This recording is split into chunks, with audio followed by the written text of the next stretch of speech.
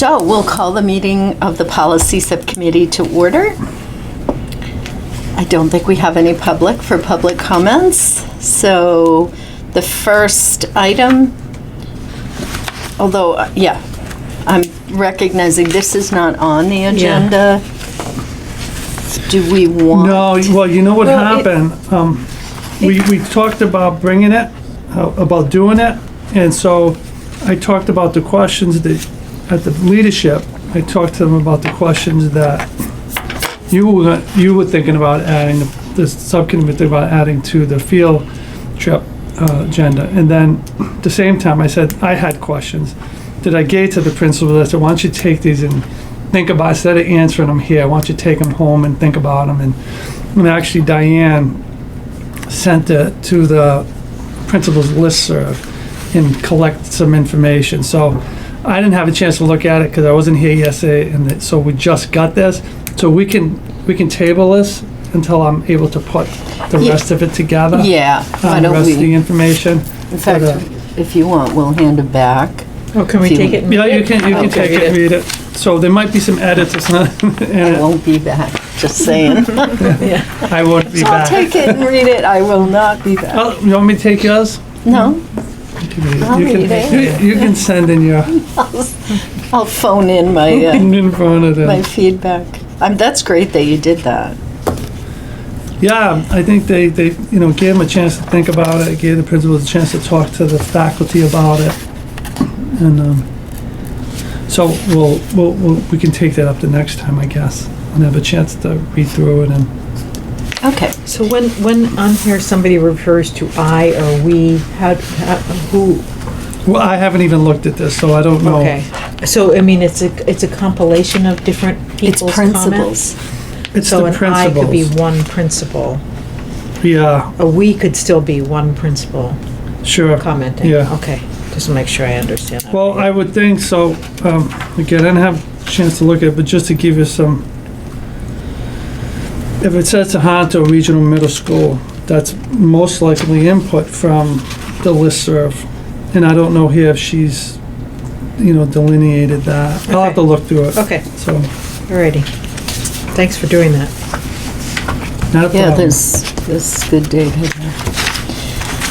Okay, so the first item is review of Worcester Public Schools field trip policy, which basically says the public schools don't condone or take responsibility for privately funded trips without authorization of the school principal, And that means what? Privately funded?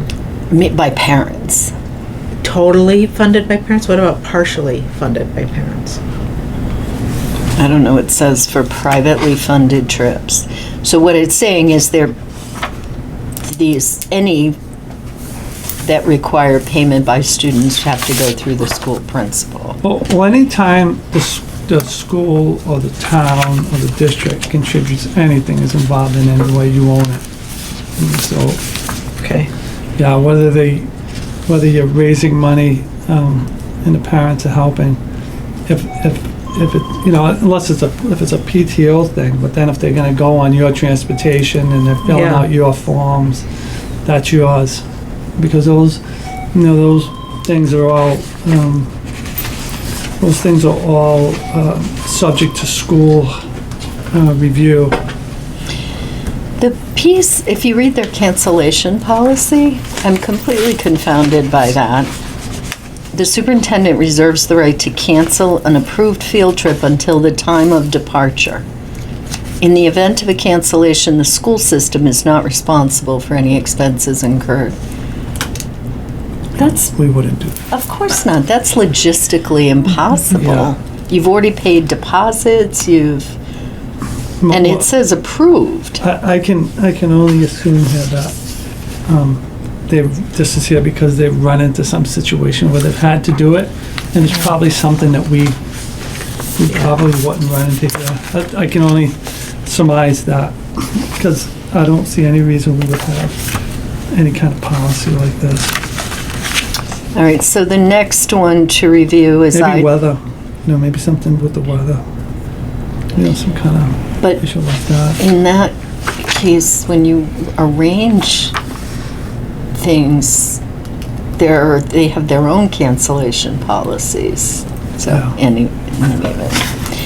IJOA, it says from WPS. Is that also Worcester, or is that? IJOA is from Worcester, but we also have our own IJOA. Okay. This is an MASC policy, Yes. correct? Yeah. Yeah. So if you look on the next page, that's our IJOA. Okay.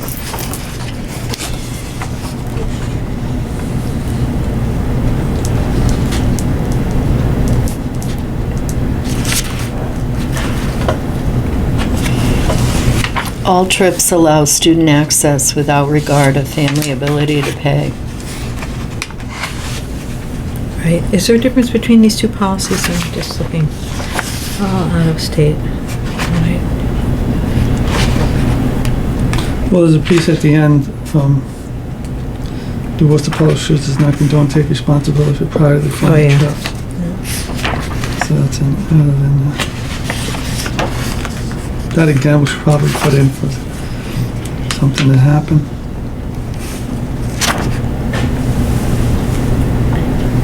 So we currently have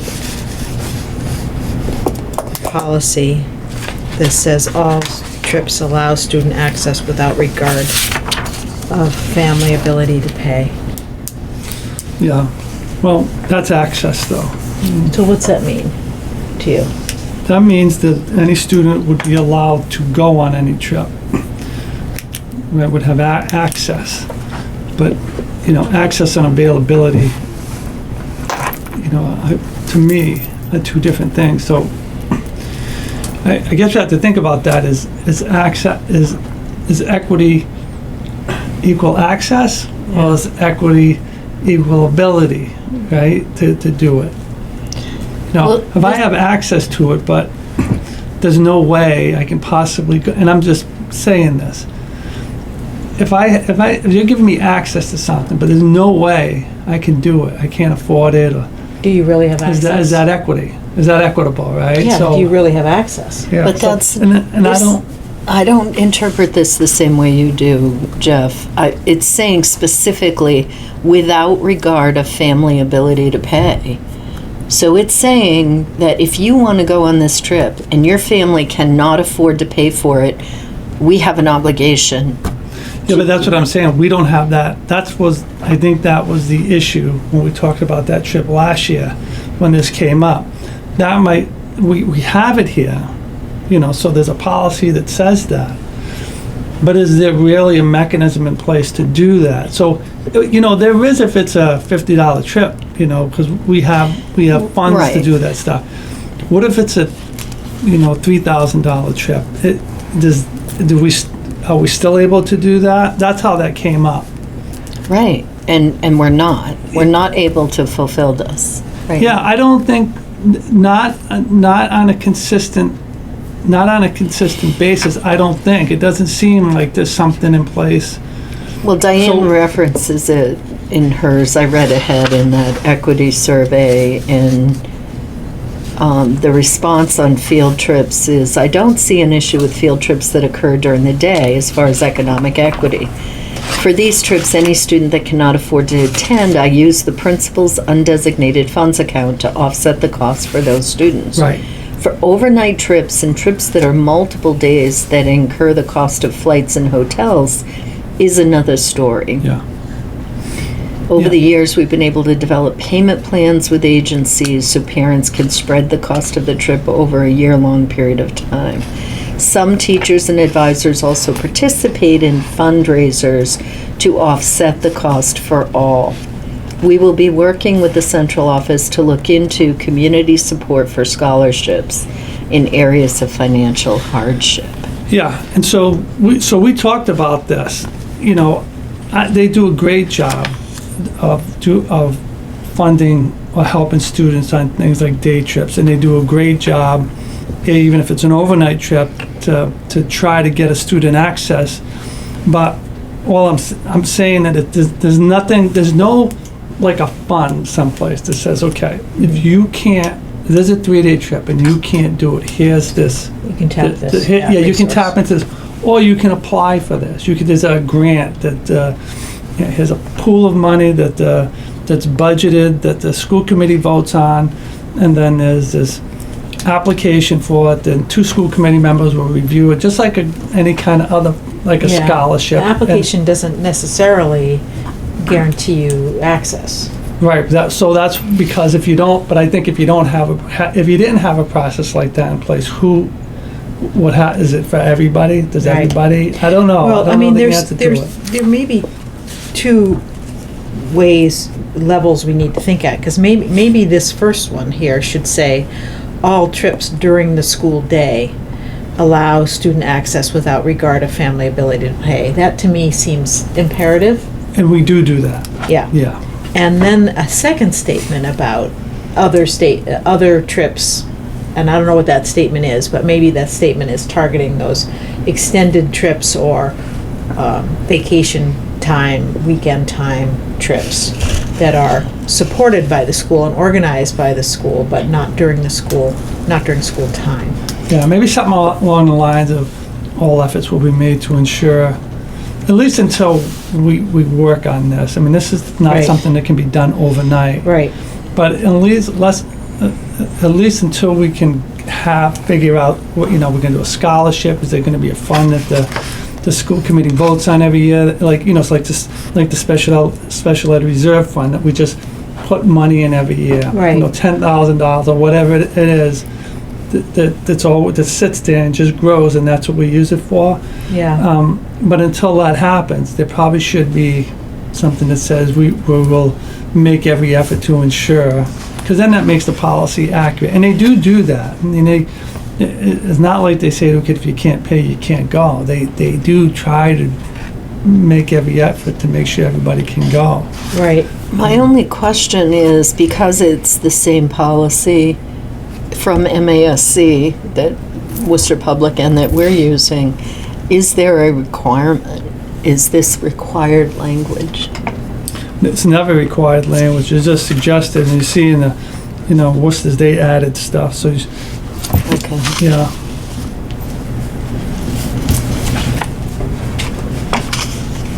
Yeah, I think that's a reasonable modification to the policy to at least bring it in line with what's currently happening. Yeah. Otherwise, we're out of compliance, and I would think families could really react to that. Maybe an asterisk too on there, something, so we don't lose track. I mean, I know we're doing it, Diane and I, in the high school, been working on it and thinking about how we gonna, again, this was actually part of one of my goals this year, but I don't know how I'm gonna get there. I mean, I plan on getting there, but I'm not sure how. Something has to be done, I think. I think we're small enough, like, you probably couldn't do this in a larger district, but I think we're small enough, and I always say this about us, we should be agile enough we don't have that many of those cases. We should be able to take care of those kids who aren't able to pay for these bigger trips, to ensure that they can go.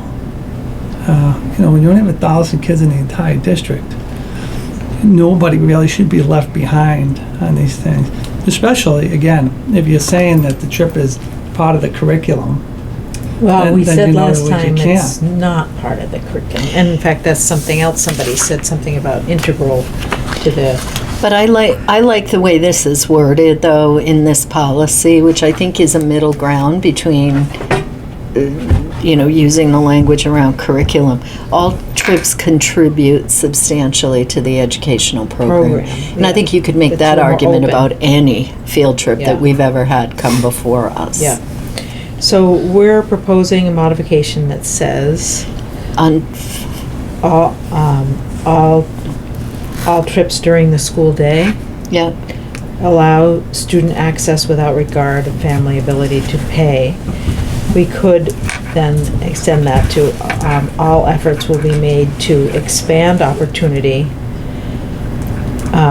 for all students to participate in trips after or beyond school time and are extracurricular. I don't think you Something have to say that. what I wrote, and this may not quite be right either, is I made it a number 6 and just said, every effort is made to make overnight trips accessible to families regardless of ability to pay. Okay. Can you read that again? Every effort is made. Every effort. Is that Yeah, I think so. squishy enough, or Yeah, Keep going on with that, would you? every effort is made to make overnight trips accessible to families regardless of ability to pay. To students, really. To students, regardless of families' ability to pay. Yeah.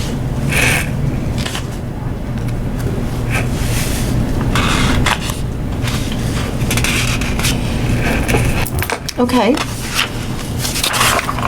So the next is the policy, a new MASC policy, JBB, Equity in Education. Right.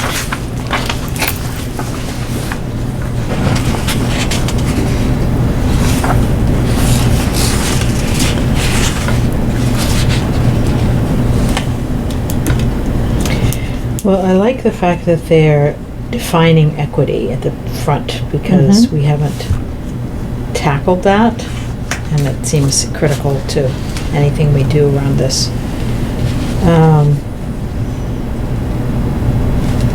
I really like this. I mean, I think it's really focused yeah, so on do I. education, and that we want to raise everybody's achievement level. Yeah, the piece, first of all, these numbers are wrong. Did you catch that? Oh, The second yeah. part. I just Oh, stood no, out to I me. just Yeah, copied it right just from a MASC. little edit. But the part that I thought was missing in the second part, the second set of numbers there, was any reference to instruction. It's up in the definition, but it's not down below, and I feel like there should be something about instruction. Like what?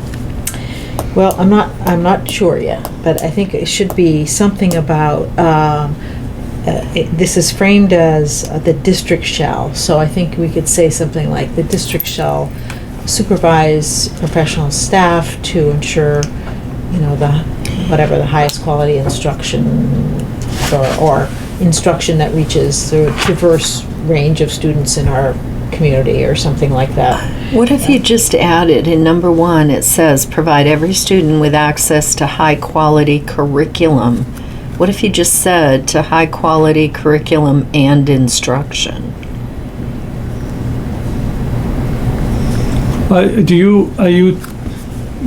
One, I like that. 2, are you talking about the supervision piece, the principal's supervision piece? Well, I mean, I was thinking about what's the district gonna commit to, so as it says here, the district will do this, and it seems to me the district's role is to supervise teachers and the quality of instruction they deliver. So if we provided every student with access to high-quality curriculum and instruction, are we doing that?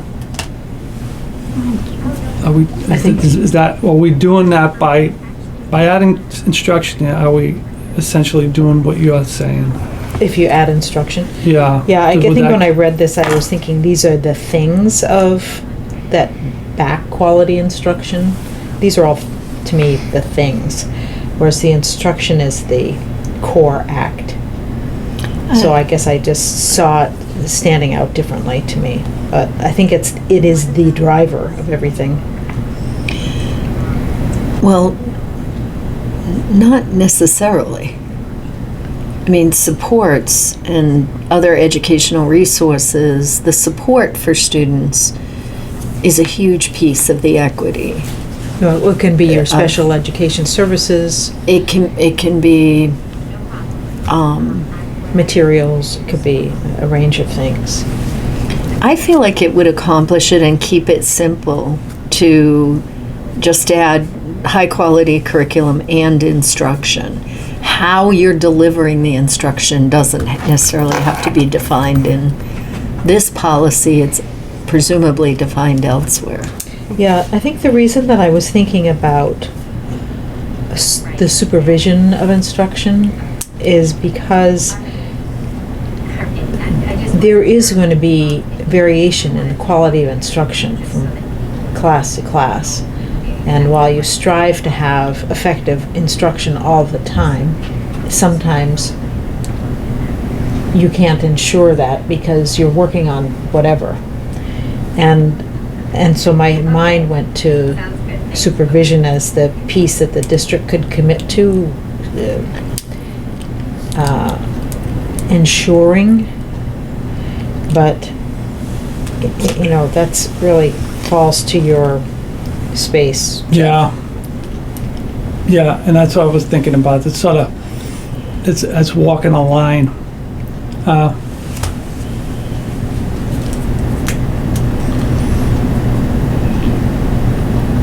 Yeah, and it crosses over, I think, I know what you're saying. I understand what you're saying, but I think it does cross over from policy to procedural. I mean, I think we definitely should add instruction in there. I think that's a good. It's funny, some of these verbs are very fuzzy, seek to promote, endeavor to create, which I think of as relevant to this instructional issue. It's like you strive to provide the best quality instruction every day for the range of students in your midst. But you can't ensure it.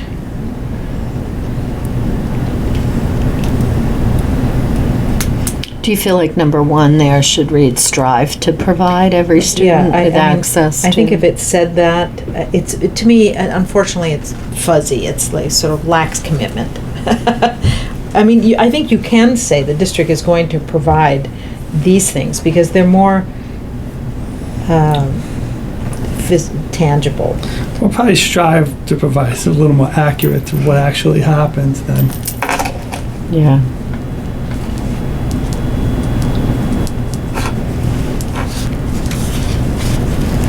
So this will be a new policy, correct? Yes. So this would go to the school committee for a first read. First read on the 12th with the changes that you recommended.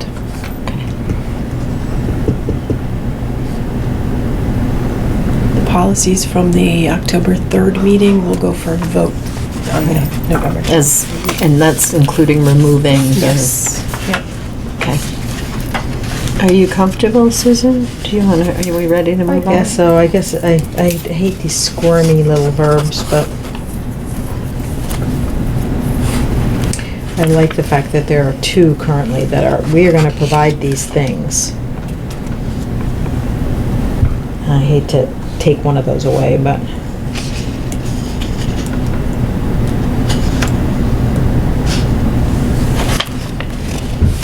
Okay. I'm really happy to see the policy. I mean, Yeah. I think it's a really, it also, a lot of our conversation is focused around field trips and athletics, and really what we should be caring the most about is this piece, is and the how this gets enacted. equity in education. Yeah, I'm okay with strive because there may also be times when the highest quality curriculum is not even able to be provided because of restricted resources or something like that. I don't know. How are you sitting with it, Jeff? No, I'm fine with that. Okay.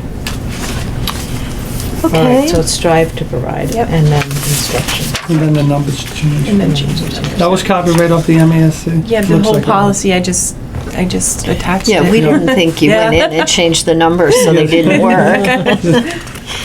But yeah, they posted it that way, so. I think this somebody is didn't prove it.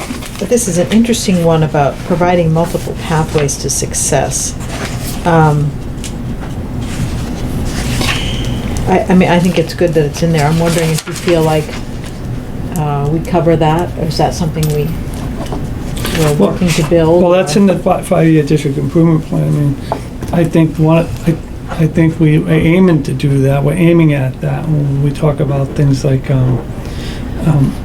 internships, shadowing experiences, civics, community projects. We've met with the council on, it's called the Council on Aging, in Berlin, and we're going to work with them to some of the civics projects will be aimed at partnering with them. Great.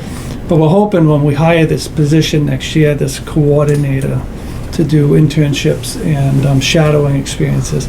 Originally, when we looked at that, we were looking strictly at the STEM piece, right? Getting kids out into STEM science kids. But, you know, as we start looking at this, the civics and the civics piece and these requirements, we need someone to also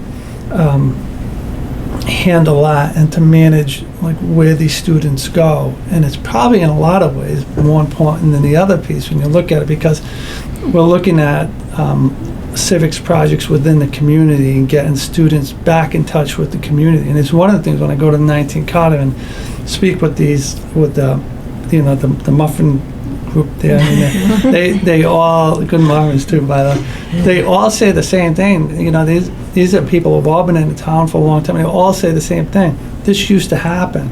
Yeah.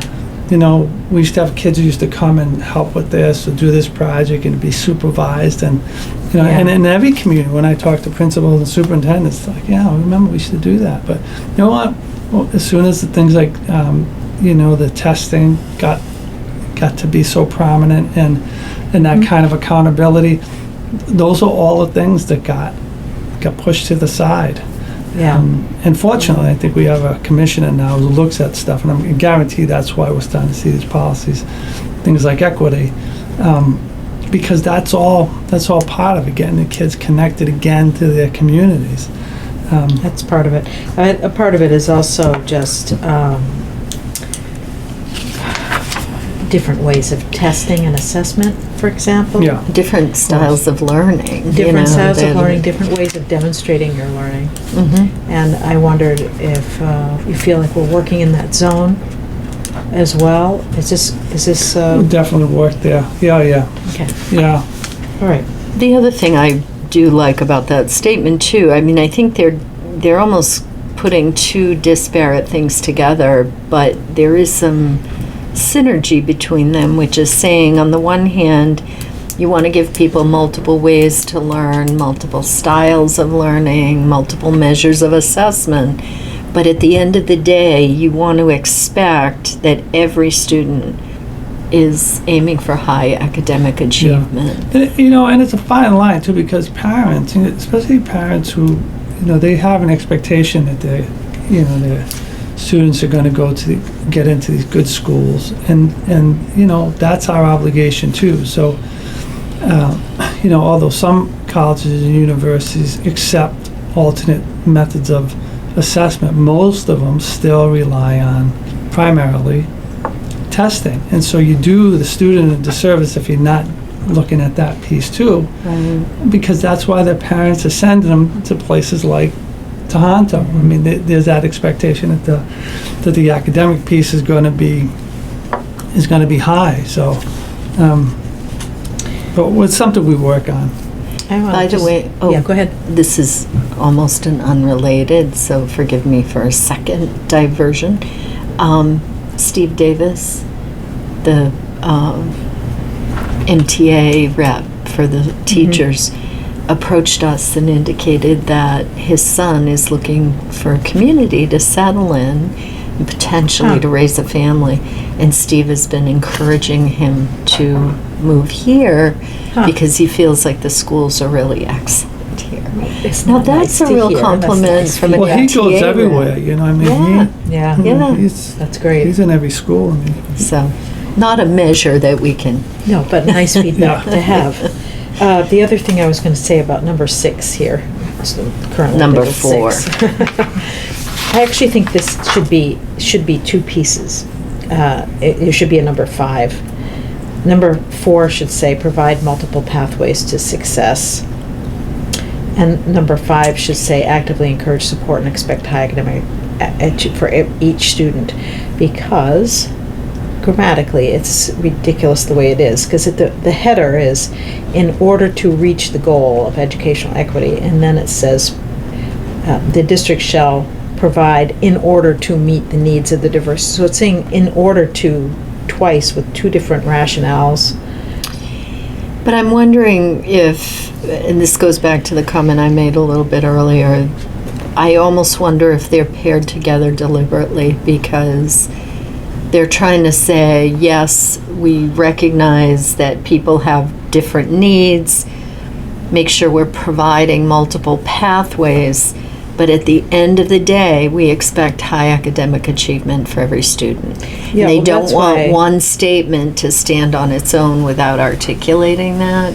That's kind of Well- how I was interpreting it. Well, it says at the Grammatically, top. I do agree with you that mean- it's, It says at the top, in order to reach the goal of educational equity, is providing all students high-quality instruction and support to reach a common standard. So we've really, the piece that's not in there is the high expectations, but I think that applies to everything. Like that's not tied specifically to multiple pathways to success. That's an overarching. Everybody has to have high expectations for every student here. That is a critical piece all unto itself. But I mean, I just think we should, I don't know, it seemed ridiculous to say in order to, provide a rationale at the top and then make a statement and provide another rationale. but it's a different rationale. Right, well. The so- rationale is meeting the needs of the diverse student body, which is not the same as the rationale at the top. I mean, I think it's trying to make some specific points here. Can it do the same thing in 2 sentences instead of 1, maybe? I don't think we should spend a lot of time arguing about the No, I don't. grammar of it. I don't think so either, but I think it's just, it's not, it's muddied because of that. I think it's not as clear. So a lot of extra stuff tacked in there. I mean, you could say, for example, provide multiple pathways to success for the diverse student, for the district's diverse student body. Period.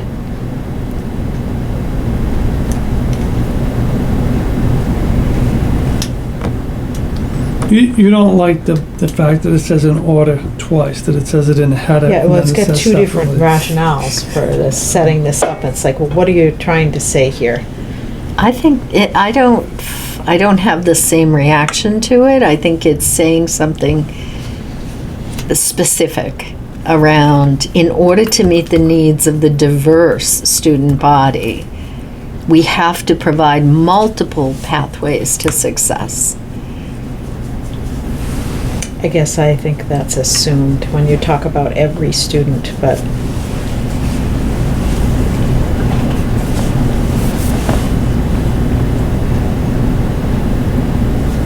so in this part here, actively encourage support and academic and expect high academic achievement.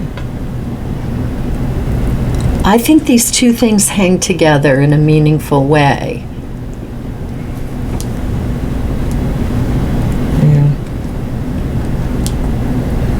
I think of them as separate. I think the whole issue of high expectations for every student is a big statement, not attached to multiple pathways. I feel like I don't want to prolong this. I read it differently than you do. I can live with however you want to have it worded.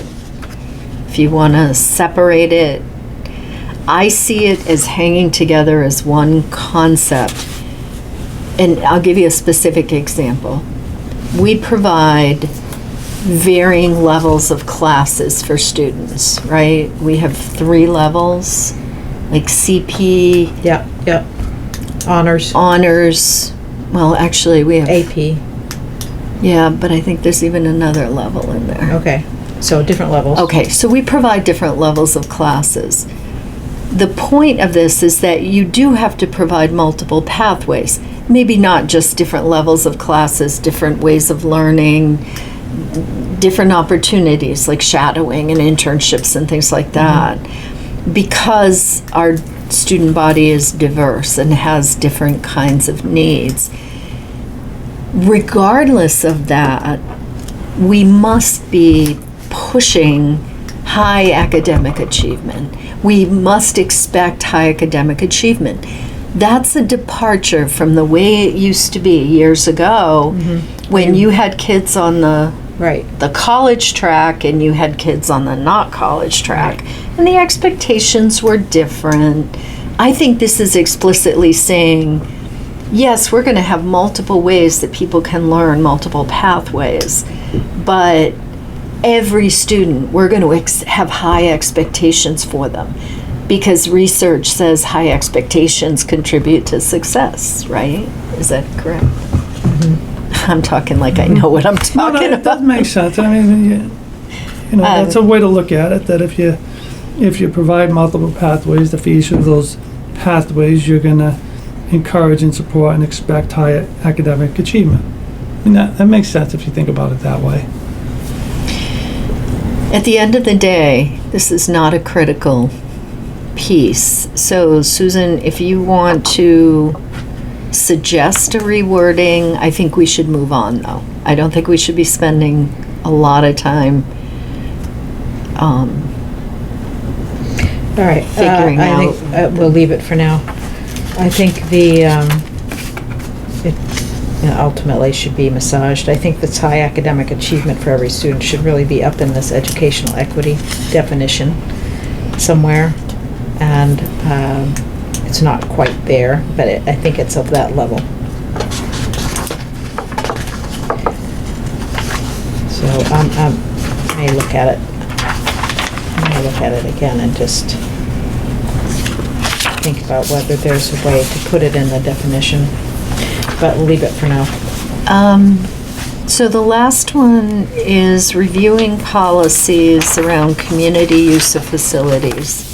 And this is specifically in response to a request that came up for waiver or reduction of fees. Is that correct? Yes. There are 3 separate policies for each school. Right, they each have different And they each have pieces in them. different, I thought maybe the elementaries would be the same, but No. they're not. So ideally, it might make sense to have one. Well, I'm wondering what why that happened. Like, are there different issues at Tohoto than there are at the elementaries, for example, or different demands on the custodial staff, or, why did they emerge like that? I think one of the things that concerns me a little bit is I think the Berlin policy is very, very detailed, and it's almost procedural. Yeah, there was a lot of regulation like that in there. that should And be this pulled out. concept of an authorized volunteer and all the rules. and that and- actually no longer applies. I have to get the list of authorized volunteers to send to the police station. So when I went to do that for the beginning of the school year, that's no longer done because we now have card swipes that the authorized volunteers are given. So the authorized volunteers would have to go to the police station Oh, to get that. to get a key. Okay. But they no longer need to do that, so that's obsolete. I mean, I also think things like the rules that are going to apply Yeah. should not be part of policy. It should be. All these conditions? Is that what you're I'm referring to? referencing page 4 of 6, where it says no chairs, the use of hard balls, bouncing balls is prohibited, Yeah, I kicking. felt like and- all of these conditions, Yeah. Oh, yes, From it is C, under yeah. conditions. two on. I mean, generally, I'd want to look at them again closely, but I think, except for this no liability number 20, I felt like should probably be in the policy, but I don't know. But Most the of rest of the these- conditions look like they could be They should really be on regulations. like the form, the rental form, Right. Yeah. you know. They all felt like things, these were like these are operations, how you were gonna make this policy This is, work. somebody rented it and they used a hardball and they broke something, and so then, school committee said, well, we're gonna put in the policy that there's no hardballs. That's what that. I'm sure that's really how these effective happen, yeah. too, right? What is the custodian's day, time of day? Like, how long are they on site? 3 to normally? 11. Yeah, Was it 3 to 11. 3 in the afternoon? Yeah. The night guys. The night guys. The night guys, Yes. 3 to 11. Yeah, and it's 6:30. think they come in at 2:30, I'm sorry. It's 6 to 2:30 and 2:30 to 11. Okay. So they're But- already on site. Well, unless it's But a not on weekend. Saturdays. Well, it's a right? weekend thing, Weekends. then they have to, then they have to get a custodian to be there. So if any group comes in during that time, town groups, they don't necessarily incur any, we don't necessarily incur any extra expense. No, they pay for the custodian, that's what they have to pay for that. But they're already paid for. Not at Saturday. Right, right, but so there would be, it makes sense to me that there'd be a charge if it's after any hours when Yeah. they're normally in the building, or on whatever, week vacations or whatever. But so if we're charging groups when there's already a custodian paid to be on site, this is, currently the policy says we're gonna charge them even if there's a custodian already on site, right? You're getting paid, That's for a rental fee though. right, but that, where does that money go if the custodian's already paid? Well, the money doesn't go to pay the custodian at night. The money, someone agreed to at some point that there was gonna be a rental fee for just for the facility. So. Oh, I thought, what was the thing about pay a fee of 1.5 times the hourly rate for custodial services? I think that's a weekend. What are you reading there? Right here on Berlin, let's say service fees, page 106. It says, any groups using the school facilities shall pay a fee of 1.5 times the hourly rate if this occurs in other than normal working hours. So I didn't know what that meant. Normal working hours includes the evening hours? No, No, the that's just- custodians are on duty, then they're on duty. Okay, And so. that's so their That's a work, weekend. that's their normal work. That would hours. So refer to it would be a weekends. weekend. That would, okay. All right. The issue is that, the biggest issue here, besides the stuff that can be taken out, like, this procedural stuff. But the biggest issue is that the Tohoto policy does not allow flexibility to waive any fees for groups. So they all have to pay. So specifically, that, somebody, some group, the 4-H club, Or the wants to use Girl the Girl Scouts. Scouts, Boy Scouts, they want to use the media center at 3:45. There's nobody in there. The custodians are still there. There's no, the policy says we cannot waive a fee. In Boylston and Berlin, you can waive the fee if it's a local, if it's local, they just say, sure, you can use it, no problem, just, Well, yeah, don't. actually, one of them said will waive the fee, and the other one said may waive the fee, Yeah, which is slightly different. And also, if you're an example with the media center, you would charge extra one, because a tech person would have to be present, wouldn't they? no. I thought No, that if it's was just, somewhere. well, if it's just a meeting, again, if they're sitting in just a Meeting in a general space, area not and they're just using the using the tech. space, if they're not using computers or anything like that, and usually when they come here, they don't use, it's just space. Okay, They're not coming here to use our computers for the most part. Okay. And I don't know of any time that that's happened, even when I wasn't here. But they're just coming to use the space. And so the issue is, and was in this case, that the principal doesn't have the flexibility, and the superintendent doesn't have the flexibility to say, you're a local group, you're nonprofit, you don't have to pay to use the space. And the other schools, they can do that. yeah. So, I think we should introduce that language. yeah, sure, of course.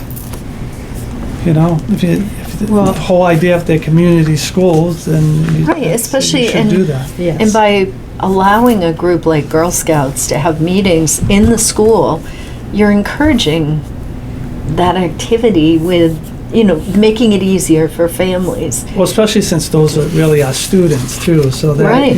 Right. they're already there. To Right. make them go someplace else for a meeting just because it's a different group, to me, sounds just ridiculous. I mean, would you ever charge a group like that a fee just for using space? You wouldn't, right? So Yeah, why if are we they're at even Tohoto, waiving we would. fees? Why aren't we saying these groups don't have a fee? nonprofit groups, for example, or school-based groups are not charged a fee. Well, if it was a for-profit group, then we usually charge. That's been the practice. But if you said nonprofit or school-based groups would be able to use these spaces. Well, here's the other thing. They wouldn't be able to use it if we were using it for something, so that's Right, that's right. why the may comes in, because to tell, if our spaces were gonna be used, and they said, well, no, we wanna use that space, it's just like our fields. You know, you can use our fields, but you can't use them before we can Right. use them. So that's where that's where the may Well, could but come that in doesn't and should change come the in. fee. I'm sorry, I'm talking about a statement regarding the fee. There are certain groups that when they're granted permission to use a space, I think would you need- never get charged a fee. But I don't think, see, I don't really think the language that is in the Berlin one, I think it's too specific and too definitive. And there's a whole category there that I'm not sure we can accommodate, which is nonprofit recreational sporting activities. In every Where is case, that? would you, Yeah, I used to be in charge of rentals for, when I worked for Wachusett, and we charged town basketball, we still charge them a fee to use the gym. So it wasn't. Right. It wasn't a blanket, you're nonprofit, so you're not charged. It right, was and, Yeah. and that's a heavy use. Yep. That could contribute to the need for For upkeep, or re-waxing you've and- got to yep. refinish the Right. floors sooner. So I definitely would not explicitly say nonprofit recreational sporting. That But in our policy, it said may be charged, I was looking at the nonprofits may be Berlin. charged a fee. I would say they just keep in this may waive, because Yeah, again, if you have somebody who just said, listen, we get access to it and we don't pay, and the amount of use, the amount of wear and tear on the school then impacts the budget for some reason, yeah. you know, that's gonna be an issue that we have to deal with the town instead of them.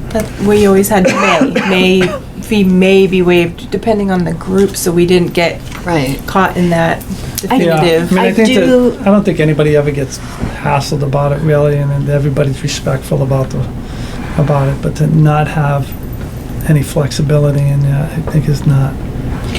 I do think we should explicitly say town government agencies, as it says here, in part because of the perception that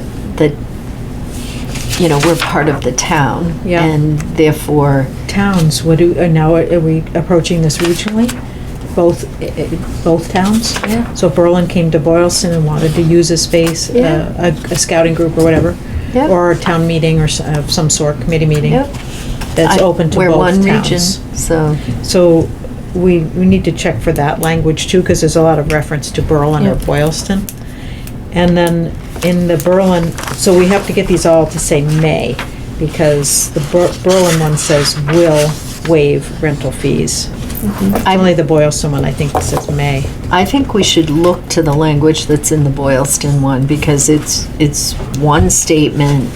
It gives examples, it's not exhaustive.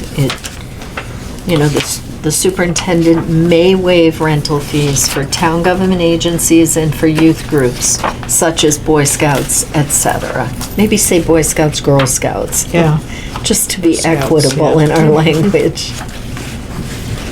And then leave it at that, because I Yeah. think that, This is the one that, does this, They're talking about the community use of, with this one, right? Boylston? BO. KF. Yeah. KFBO. Yeah. Yeah, I mean, it is pretty short and to the point. Well, and then we take out all the conditions and put them in a regulation document? Yeah, Yep. the thing is, there should be, that information is critical if somebody is reserving space, though, so well, it could be in a It form. goes it in- should be a Yeah. Is this how handout. it- There's an additional, it's a KFE, so it's the Oh, it makes- rental agreement, and it has all of these conditions okay. in So it that could be additionally. taken out. So, Then it can be taken out. Good. Because then if it's an exhibit, it's part of the Yep. form. All right. so there's KFBE, there's KFBOE, and KFTE. Yeah. Let's get them all into Yes. one. Yep, as soon as it gets voted on the 12th, they'll all be pulled. So the, I just want to make sure I understand. Are these conditions being pulled into a regulation document, and then that form accompanies the regulation document? She says that it's already on it. All of It's already on Everything in on the conditions? Yes, it's the conditions, and then there's a rental form application, and then there's a space for the fees, and then there's a space for approval, and then the conditions are on another page. So Because these look currently- like something that gets handed to them. So currently, that form exists, there's a Tohoto form, a There's Berlin three form, separate and a forms. Boylston form. Yes. And can we consolidate those so that Oh, it's see why one not? form? I'm just wondering if the facilities are different enough that they require their own? The forms are may. exactly the, I wonder. the forms They are really may. the same, except on the top where it says Boylston, Berlin, or Oh, they are. Tohoto. Okay. Oh, okay. That's, yeah, because then I go and file them separately, but. Well, I mean, for example, Tohoto has dining commons, auditorium, playing fields, tech lab, descriptions. That's why I'm wondering No, if see, by this is that- actually Can't should be all a go into regulations document where we keep some of that specificity. And then the form is a more consolidated version of this. Yes, you have permission to use these spaces. No, I believe the form has all of them. So depending on what, there's 3 separate forms for the 3 separate schools. The forms have all of these pages. I think behind what it. she's asking is there any opportunity to consolidate to Yes. one form with like a checkbox, which Yes, I think that is a great idea. And that we don't lose this, whatever this content is Yep. in here. Yes. Because they'll need to know that, yeah. This also just made, as an aside, before we finish this, made me wonder where else in all these policies we're sitting on Berlin, Boylston, and Tohoto policies that should be reviewed this way.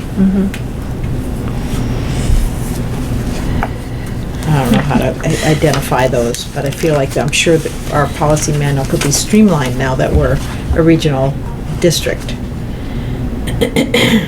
So this process of consolidating to one form, Christy, is that something you can take a stab at? I can. I think it would require some vetting maybe with the building folks too. Right. Yep. To say, we're trying to mush this into Yeah. one. Yeah. Is this okay? Yeah. Along with Yeah. whatever that form is gonna look like. Try not to use those technical terms, mush into. Okay. They might get confused with that. And I'm a professional communicator. Doesn't that make you nervous? I like it though, mush into. All right, do we have any other business to come before the group? You should resign, you should resign from the school committee, but stay on this one. Can you do Yes, that? right. Are you able to do that? That's up to you. I don't think it's Oh, probably no, a it's really good. up to you. I don't know procedurally if you should have a non-school Community member? committee, a community member on your policy subcommittee. probably not. That's probably not a The, good idea. I wonder if we can sort of set some agenda items for the next meeting. So one is to, what do we want to do with this next, this equity input? Was to start to think more about how to provide expanded this was- equity. I think, well, we start looking at this because the school committee has a goal, an equity goal, correct? Have an equity goal? Yeah. Yeah. do. But this started because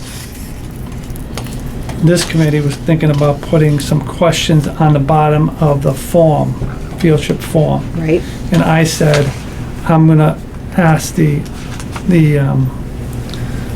principals about the whole equity piece, and maybe that would help inform what you do with the field trip form. That's something you think is wise to include on the bottom of the okay, form. so some input before I just that did some happens. background stuff.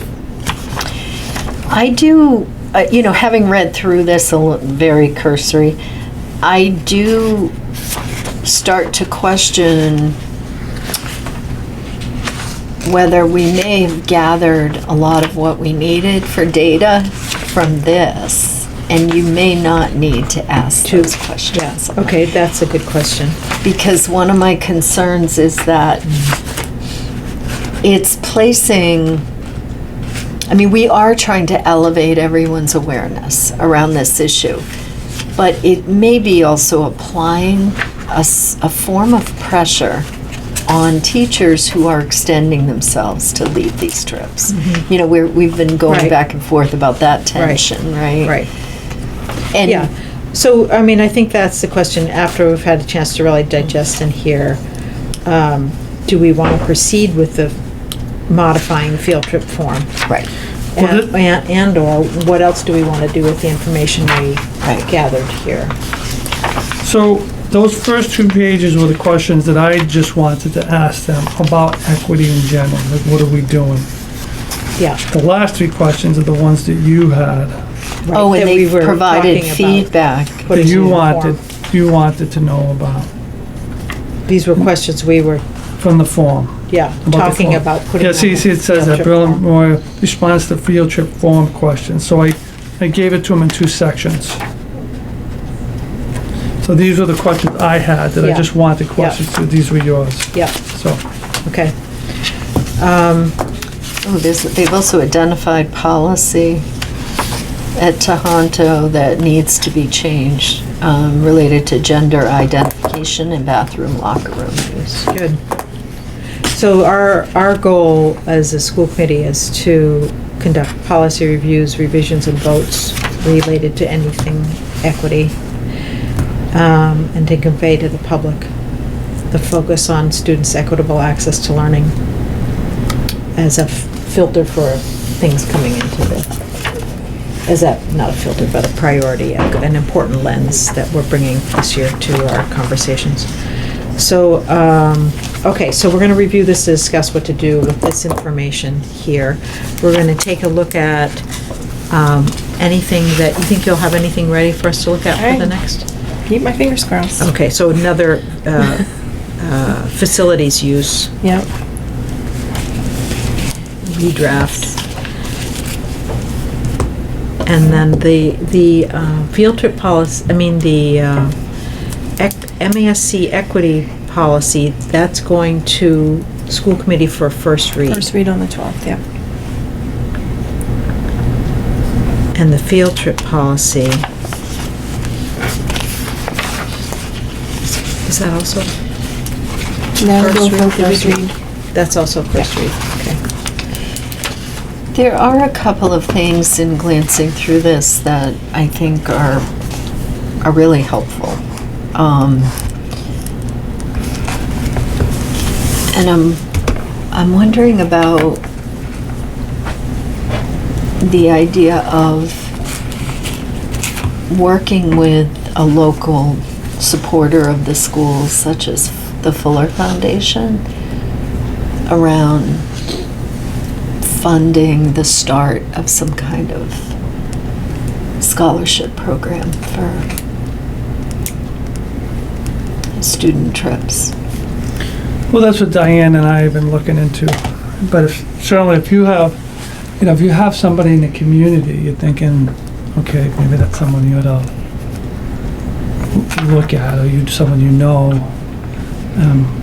Close, within the community before you go out, you're saying? Yeah, if we already have some relationship with them, then that'll be good.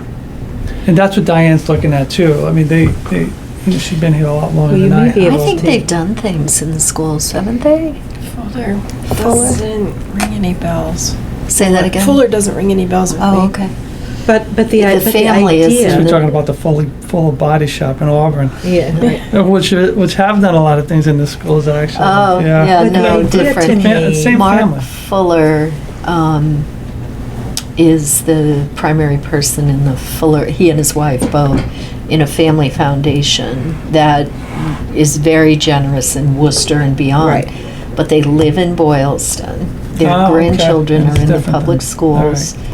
And they have done some things here and there to support the schools, I believe. I think it would be worthwhile to kind of map out potential sources in an informal way first, because obviously if you can get support from some, say, families in town, and then go to a place like the Fuller Foundation and say, will you match something that we've raised locally, you're likely to get a, faster kind of engagement. Or create I mean, a has- match structure initially. The other way, like- yes, yeah. Here's the other thing, that we thought about, that we'll be, thinking further about. It might end up having to be something that's just that we ask the school committee for in terms of a budget vote, like a fund that just like a special ed reserve fund, because, you can ask people for money and things, but Sustainability it's is- the sustainability part, it's gotta sustain itself beyond me being here, you being here. At some point, none of us are here, and you don't want it to drop. It's gotta be, and so, a budget line item is something that always remains, unless the school, well, we don't want to support that, but that's different than calling a group that says, well, we give a 2-year commitment or a 5-year commitment, or, It's a concept fundraising challenge. that's what it Until you becomes. get, unless you have a endowment Yeah, or something. and it's, Right. and those aren't always easy. I mean, Right. usually it's someone it's a memorial fund, and even those have time limits, Yeah. most of the time, 15, 20 years, and so if we really want to look at the equity piece, and as the community changes, you don't know how the demographics are going to change in 10, 15 years, again, beyond when we're here, and you don't 5 want years. that to just drop out, so, Well, I think the other thing is if you start to build in something like a line item, or maybe even without a line item, if just having a fund, you're gonna have to think about how many of these trips can you fund in a year? How many can go on? Do we have a bottomless pot? What are the parameters for how much a community is willing to spend on sending kids to Hawaii? well, I think it has to be the same concept of a special ed reserve fund, where you have these things every year, you don't know how many, you don't know the cost of them, so you're just trying to offset them, and that's what the special ed reserve fund is, and that's why it's been put in place around the state, is because there's a chance of it happening. That it can impact your budget, and it can, it could take $300,000 out of your budget like that. So if you just keep building it, maybe you can offset something by 100,000 or 150,000. But it's one of those things where you don't know. I mean, if a group of teachers all of a sudden comes up with this fantastic trip that's never existed, and it costs money and big money, and something that nobody's ever thought of, and then you look at it and say, this is really great, but it costs a ton of money. Well, then there it is. Now it's there. It's an opportunity that you've never anticipated, and I don't know that will ever happen. So I think it has to be approached like the special ed fund, where you just say, we're just going to continue to. I think they're different, though. I'm just trying Well, to they are think- different. They correlate, though. I'm not saying I'm they're trying to equal. think from a citizen's perspective who doesn't have children in the school, let's say, that they could say, I'm happy to pay, top dollar for public education that occurs in the school building every day. That's my commitment, that's my responsibility, but it's not my responsibility to pay for a kid to go to Hawaii on April vacation week, because that's enrichment. That's beyond the core learning experience that the public schools offer. So I don't want to be putting my tax dollars into that fund. Well, I mean, there are people who think they shouldn't fund education, just period. Their kids are done, they paid But for it, that's we it. already have a system and a tax structure in place that pays for public But there wasn't education. always, so at some point, it's new. Yeah, But the but other that's a thing is, we state can come issue. up with numbers on it. We could come up with numbers, it's just like we did with special ed, to say, typically, if we put 60 grand a year, I think we used the number 50 grand actually, then and how do we come up with that number? That's about what a moderate out of district placement has cost us.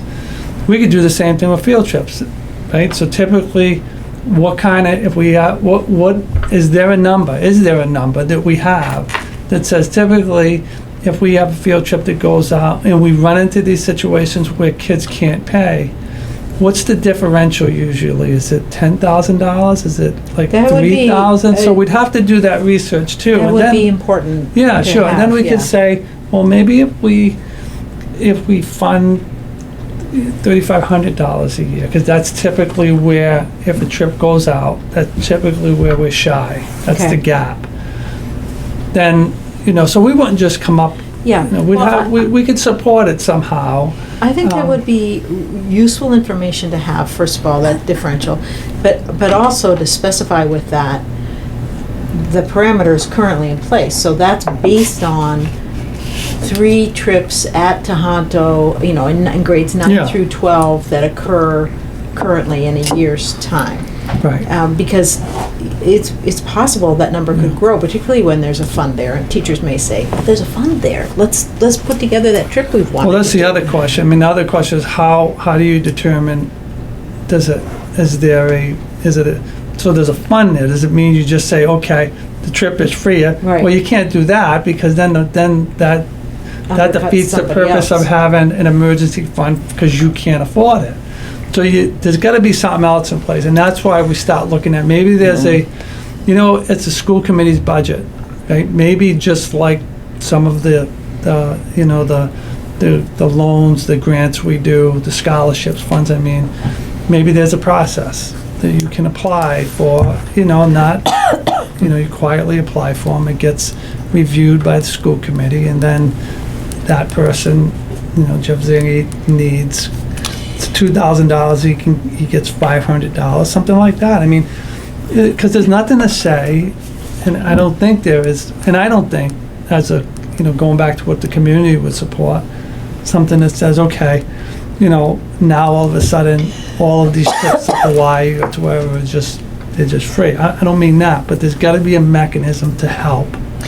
It is fraught with difficulties. Yeah, sure. Because there's also a group of parents who will scrape and pull from resources, but who believe they can't afford it, who may be resentful Yeah. of the fact that some other family's going for nothing, and they've worked really hard to Yeah, make it work. find That's the what I mean, money. that's why I think there's It's- gotta be another process in place where it's just not, I can't afford it, because then everybody can't afford it, Right. So, and that's the piece, that's of the equity piece too. How do you, how do you make that decision? So I think Maybe that's it's a best done. sliding fee Yeah, and I scale. think that's best done at the school level, because they deal with this on a regular Yeah. basis. So they're more apt to know, they see kids who can't afford it, and then they have 3 cell phones, and the kids who can't afford it, and then they really can't. So they'll have a better, I think, picture of who can and can't typically, or they'll have more this historical data, even if it's more of a narrative. So we are working on it, again. I'm wondering if there's a possibility of marrying both of these concepts, though, and I don't know the legalities of it. But if you had a fund that the school budget just provides a small core, but that is a fund that people and foundations can contribute to, Yeah. that you have a way of building it. It's not fully independent, but it's not fully funded Yeah, directly and we have through the stuff like school that budget. now. You do? Well, yeah, the Fathering Fathers is an example, I just, What is that? I just read, I'm on the grant committee for Greater Worcester. Oh, yeah, it's a great group. Oh, They're my doing God, They're doing a the- thing in Clinton. And we have originally we had it's a boys group. So it's a group to support Fathering Fathers, to support boys who are having issues where they can get together and they can just talk about these issues. It's called Fathering Fathers. And they've actually agreed with us to fund a girls group if requested. I've just signed an MOU with them. But we've had this group for a long time. And so the issue is always, somebody somebody, and is a former School employee psychologist, right? who works for who's retired now, who works for the group.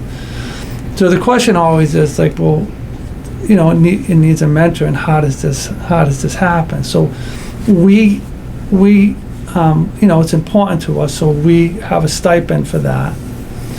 But Fathering Fathers makes donations to us, separate donations every year.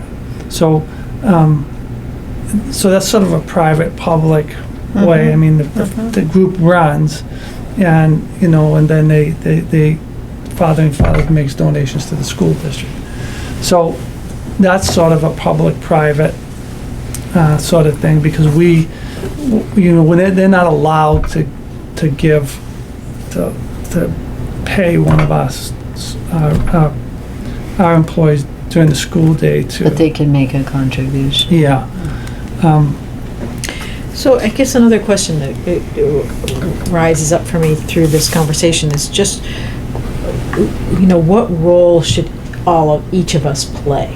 What role should the school committee play in trying to solve this? What role should the superintendent play, the school sites play, the parents play? I mean, you've got a lot of people who could take on different aspects of this, but obviously it has to be, you need to have a coordinated, big view of how these all come together to resolve an issue. Well, I think, you know, we're in the early stages of this thing, and so, you know, we just started talking last year, really when, you know, this field trip came up. 'Cause not everybody has those kind of field trips that we saw last year. Not that they're not good, they're good field trips, but not everybody runs into those. So those are unique to just certain districts, right? Everybody has, so that's our issue, right? So that's our issue, that we have those kind of things that are good. So, well, I think we have to figure out at the school level, the district level, The elementary What we wanna do. schools have indicated this is not an issue for them. no, well, they don't have overnight staff, they don't, Right. well, except for the Nature's classroom. nature's classroom. That's actually Yeah. 6th grade, so it's at Tohoto as well. Oh, yeah, That's that's right. right, yeah, it Yeah. is, yeah. I did notice some private fundraising going on for the Philadelphia trip on Facebook. Yeah, I mean, I think we're gonna have, that's a separate conversation. Okay. Yeah, that's a separate conversation that we'll have to talk about. I did see that too.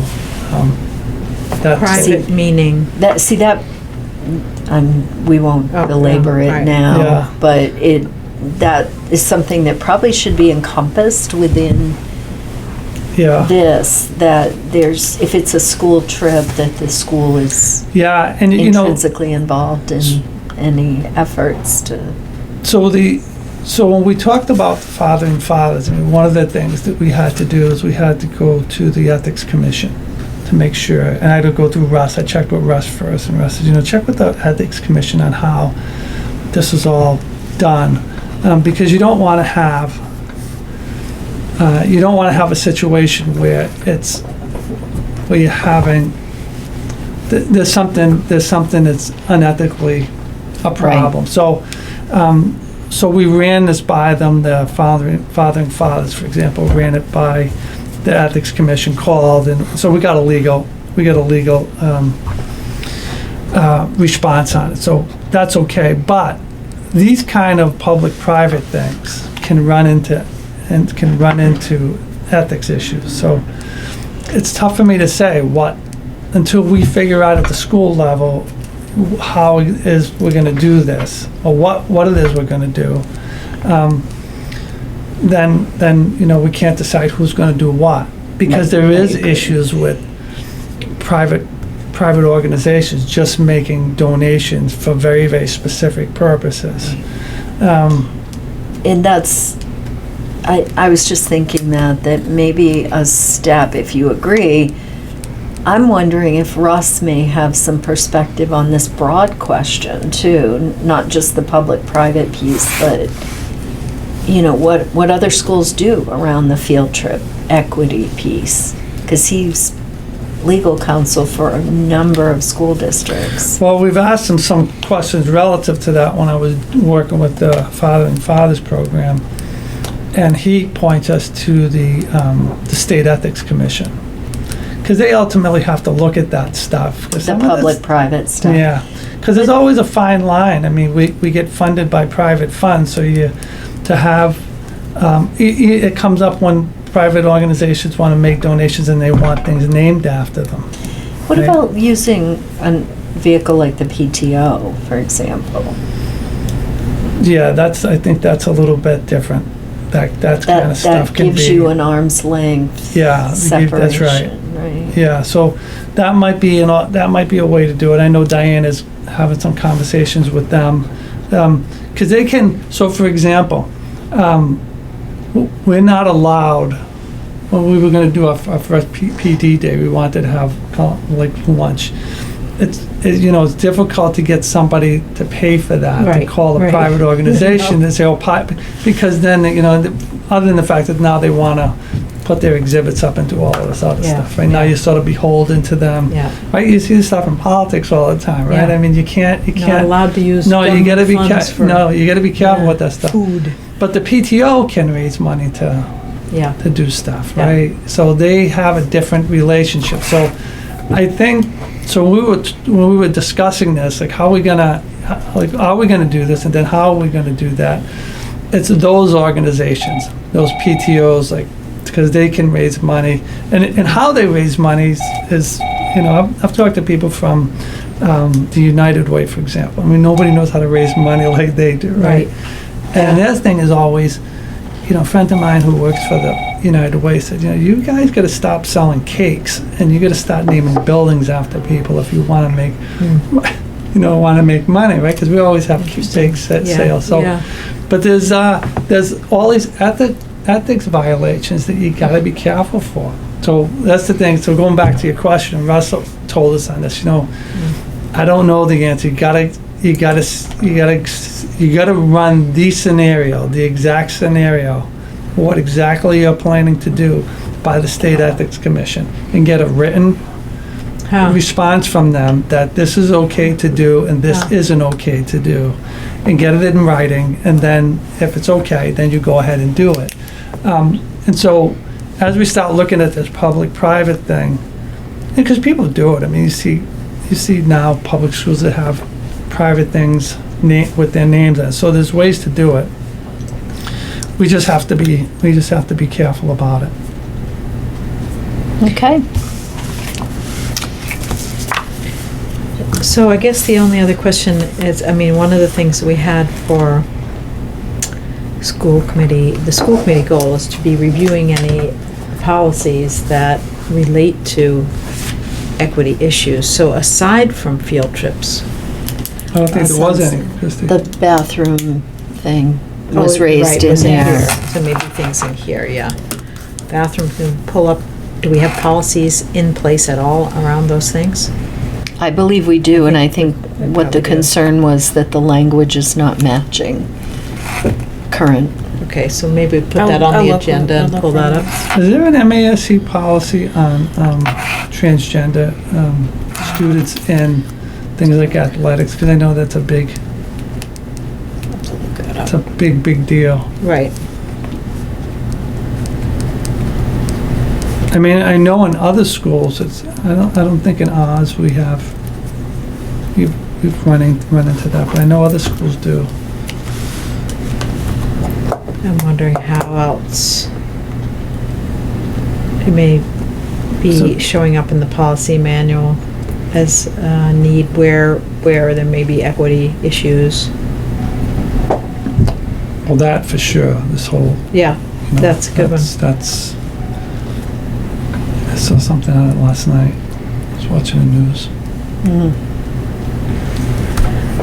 Okay, well, we have probably enough for the next meeting. And then what's the status of having somebody, did you ever talk with, we talked about possibly Keith stepping into your chair on this committee? No, we talked about that it would probably be good to have the new person. Oh, the new person. I was on thinking, this. I thought we talked about Keith in particular as a new person. Well, we may have talked about both of those things. So does that fall to Cliff? to manage the, Is this Who's an appointed? appointed Yeah. role? Okay, so then it would be Cliff.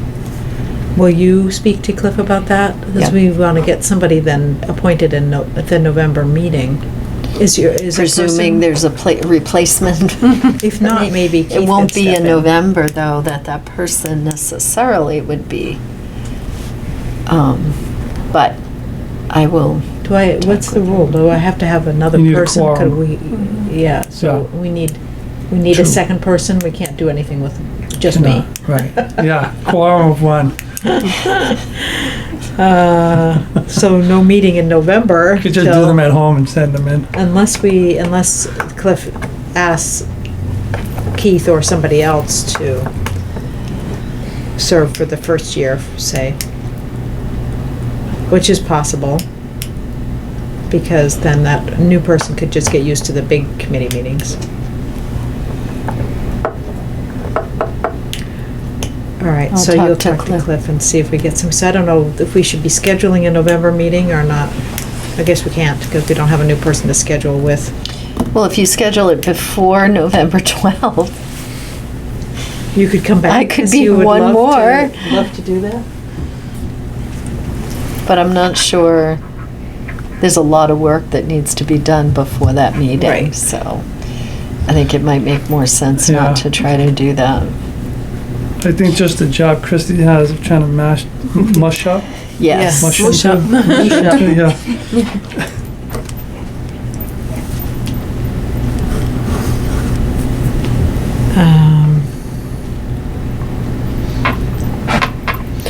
Jeff, do you think there's anything you might do to gather that baseline data about the differential of costs? I don't think so at this point, Okay. because we haven't even decided what we're gonna do.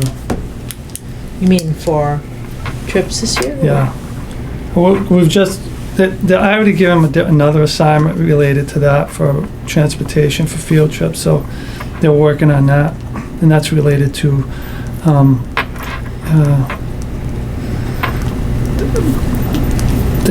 the possibility of, either, see, there's this new regulations, and they're not laws, but they surround, transportation of students in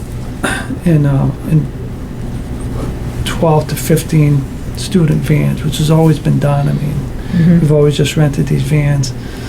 But now, there's been these issues around, again, it's not a law, but there's these certain type of vans that have, the chassis are reinforced, and they have a whole different, crash impact Uh-huh. profile. And so we're looking at a possibility of either leasing those or, possibly buying one. So, but we gotta look at the cost of, like, what do we pay each year? Right. Is it worth, Right. investing in these? Because we could also use them for sports, small teams like golf. Yeah. So that eliminates another cost that we would Right. have. So they're working on that. I got some numbers, so I don't want to give them too many things to do at one time. Yep, okay, Um, okay. So we're gonna take And a- that's pretty immediate, that issue. It's come up a few times already. all right, so I think we have enough things for the next meeting, and it sounds like not November. So we're sort of on hiatus until we hear from Cliff who's stepping in. Yeah, I mean, I wonder if Keith is not willing or available, if Jim he's been on the committee before. I think he actually enjoyed it. Well, I think the other issue is I don't know if there should be a substitute. It's your committee, so you can do what you want, but, because they have to sort of understand what's going on, at least. The prior conversations. Yeah, or Preparing. as soon as possible, get used to the prior conversations, Right. to have some, or else it's just you doing it, it's Yeah. just you, Yeah, yeah, it's yeah, them as sitting opposed to there somebody and, stepping in and out, you mean? Yeah. Yeah, You we know, need an I mean, appointee, yeah. I mean, my feeling is Cliff should either appoint somebody currently on the committee for the coming year, or we should just Right. wait till the new person Right. is on. Yeah, not just like a one one or two Right. meetings. That's Yeah. not, that Yeah. doesn't make, It's too hard to get into the flow of the conversation. yeah. I agree. All right, so I'll guess right. I won't schedule anything then until, I'll follow up with Cliff in the next day or two. okay. I want to talk with him too about where we're at with some potential candidates. Okay. All right. All right. Thank you very much. We are adjourned.